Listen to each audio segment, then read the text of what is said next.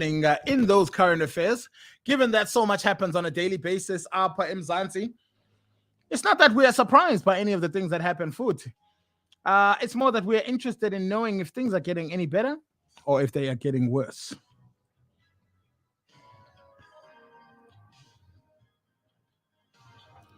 In Johannesburg, President Cyril Ramaphosa has appointed Employment and Labour Minister Thulas Nxesi as the acting Minister of Public Service and Administration, following Ayanda Dlodlo's appointment as Executive Director on the board of the World Bank. Nxesi would continue to perform his duties in the Labour Department while acting in his temporary position. The president has wished Dlodlo well in her new responsibility, in which she will be one of 3 board members representing the interests of African member states. Awesome way to wake up in a week working for the World Bank, nevertheless. Members of the Bethesda Christian Center in Pretoria have requested government's intervention after the church leader, Clement Ibe, allegedly fled to the United States with their millions of rands. The church members allege that Ibe and his board failed to account for the church's millions over the 20 years before he left South Africa. Church members of the Bethesda Christian Center in December penned a letter to the Department of Social Development to raise concerns about the millions of rands that they believe have been stolen by their former Nigerian pastor, Clement Ibe, who is now reportedly fled to the United States. The letter, which was written by the task team chairperson Mulefe Tselapedi, reported that Ibe and his board failed to answer for the church's millions for over 20 years. The members also reported that the matter to the Hawks to find out what happened to the finances of the church, as well as their property project worth 90 million rand. The organization's property project was reportedly registered under Ibe's company, World Outreach, without their approval, according to Sunday World article. The letter to the Department of Social Development reads, "We believe monies were laundered to fund this, whereas our operations and our operates principally in South Africa and engaged as a community church and not in an international operation. We are convinced that Pastor Clement Ibe is resolute to continuing misusing the church's resources and siphoning funds for personal gratification." The Department of Social Development has now ordered the church to dissolve the previous board and elect an interim one. The organization has appointed a popular church leader, Bishop Paul Veron, to oversee the process as administrator and mediator. The department's director of non-profit organizations, Luyanda Ngonyama, wrote a letter to the BCC on the 16th of March, 2022, stating the assets of the church should be protected, preserved, not sold, and not used for any personal purpose rather than to fulfill the intention of the church, and the asset register should be submitted to the non-profit directorate within 7 days of receipt of this notice. Hawks investigator Lieutenant Colonel Dudu Mosuma yesterday declined to comment on the publication contacted her. 25 minutes after 9 a.m.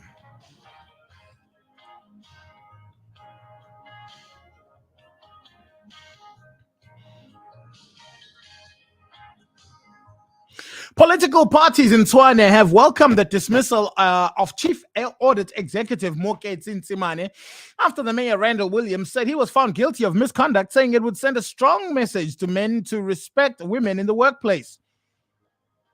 The Tshwane Council resolved to dismiss Nzimane, who had previously acted as city manager, after the meeting it started on Thursday night and ended at 1 a.m.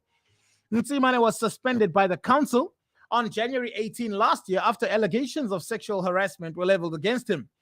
He was formally charged with allegations of misconduct and subjected to a disciplinary hearing on the April 19th last year. EFF Regional Chairperson Obakeng Ramobodu said, "We are of the view that any form of sexual harassment in the municipality will not be tolerated. As an organization, we'd like to send a very strong message to men who are in a position of power that they should never take advantage of women, particularly in the office space." Now, the man was using his position and undermining women, which was totally unacceptable. As the EFF, we welcome this report, they said. According to two councillors who saw the confidential report discussed in council, women testified that Ntsimane allegedly looked at women inappropriately inside lifts. The boardroom would make the boardroom and would make remarks such as that they are sexy.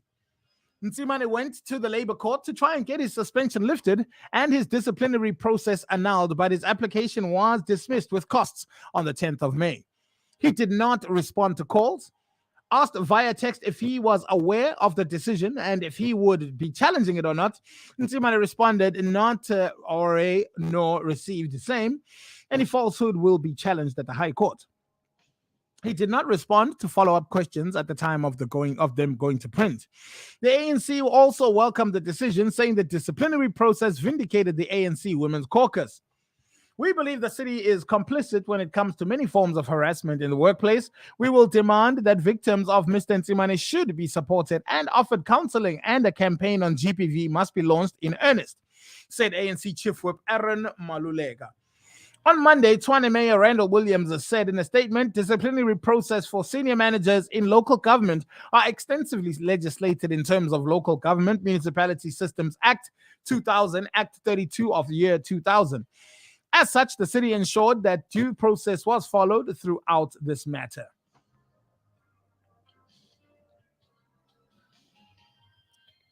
The apparent misnomer stems from a horrific professor title issued by an honorific professor title issued by the International Eco-Energy Academy in Azerbaijan. It takes at least a decade of research and teaching, sometimes 2 or 3, to become a professor in a reputable university. Not so for Professor Alfred Nebutanda, a former National Lotteries Commission's board chairperson. He has used the honorific professor since receiving an honorary professorship diploma from Azerbaijan's International Eco-Energy Academy in 2007. He referred to himself as a professor in environmental science. During the 2009, before the Parliamentary Committee for Trade, Industry and Competition, after which he was appointed to the National Lotteries Board. When asked by Ground Up to provide the details and track record that would justify receiving an honorary professorship, Nebutanda responded via email, "Mine is an honorary professorship diploma and not a degree." Nebutanda holds a PhD in arts education and has some teaching experience at a Limpopo college. But his honorary professorship was awarded in the field of energy development, a field in which he has no academic background. Nebutanda was active in several coal and energy companies and represented and presented a paper on the IEEA in 2007. But in 2012, that paper had been plagiarized. Even people who don't have any formal education are awarded such qualifications, sometimes based on the work that they are doing for the community. Once they are awarded, it is legally their qualifications, Nebutanda wrote in a second mail to the Ground Up. But the IEEA is not accredited as an academic institution with any reputable authority. So, in South Africa and most places around the world, the title of professor is awarded to academic institutions to people who are experts in their field. It is the highest ranking in an academic institution. Professors are usually appointed to an institution when candidates display an impressive track record of expertise and contribution to the institution.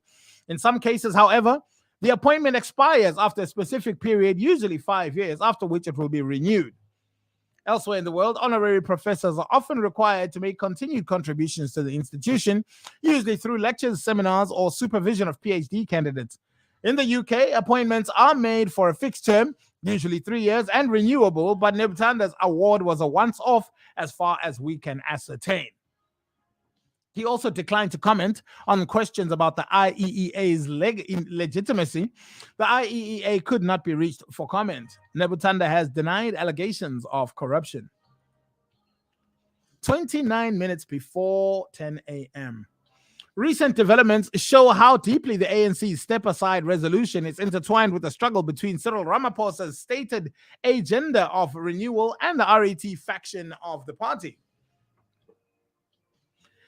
The conviction of the ANC Women's League, Batabile Dlamini, and the election of the new leadership for the Mpumalanga ANC, including Mandla Msibi, as treasurer, despite having been charged with murder and attempted murder, suggests that we may be about to enter a new phase in the meaning of the ANC's step-aside resolution. This could be a pivotal moment to assess whether the resolution is, in fact, having an impact. The direction of the firmness and step-aside resolution is of particularly high importance because multiply charged Zandile Gumede is preparing to challenge for the position of the leader of the ANC's crucial eThekwini region. In short, the issues the ANC has to clarify are, firstly, is the is the resolution actually working? And secondly, does being charged or convicted of criminal offense lessen the political power or influence of a party's elected official? On Friday, Batabile Dlamini was sentenced for perjury to a 4-year jail sentence, of which half would be suspended and 2 years if she chose the option, or a massive fine. It was her second criminal offense for a crime to dishonesty. This time she lied under oath as her role as a social development minister. You can imagine an interviewer asking how many times can an ANC heavyweight be convicted in a court of perjury to actually be removed from their position? 3 times, 4 times, 100 times, an unlimited number of times? He also urged the delegates to consider how it is that Msibi was in fact elected despite these charges. For the ANC to put out fires and really to renew itself, it seems plain and obvious that a step-aside resolution must be properly implemented, and this resolution must be seen by voters to be properly implemented. If not, as many have warned, the ANC could lose power in the 2024 elections. In 2022, it may well be the focal point of whether the step-aside resolution will in fact hold and which direction the entire party will take. This would surely be fatal to the ANC's hopes of renewing itself and also further remove incentives to refrain from corrupt acts. While it may appear that the step-aside resolution is being ignored, there is a critically important precedent that may show the exact opposite. Finally, and further afield in this beautiful but troubled continent of Africa, polygamy is illegal in the Democratic Republic of Congo. Yet it is practiced by 2% of the population, like in the church of Pastor Zagabe Chiruza in the eastern city of Bukavu. In 2012, he married 3 women at the same time in his church.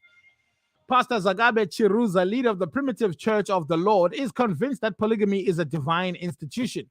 He says, "This is a message of the end of time. The others who hunt us down, that is their business. We must carry and go to the end of the show and show people the people of God's truth, which is teaching polygamy, meaning a man can marry more than one woman, although society is against it.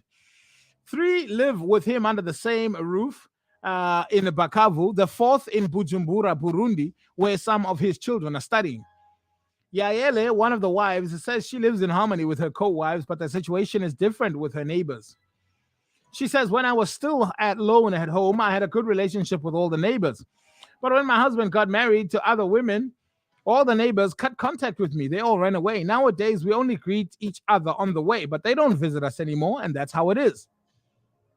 In an interview with Catholic priest Raymond Kongolo, he corrected that polygamy is a human institution that goes back a long way in our African and traditional Congolese culture. He said, but it is not a divine institution. According to the American Research Center, Pew Research Center, about 2% of the world's population lives in polygamous households, and it is in Africa that the practice is most widespread.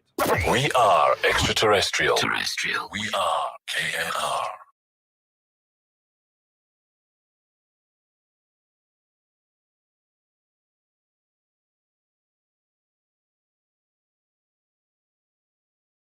You're listening to the sound. Sound good together, huh? On KNR.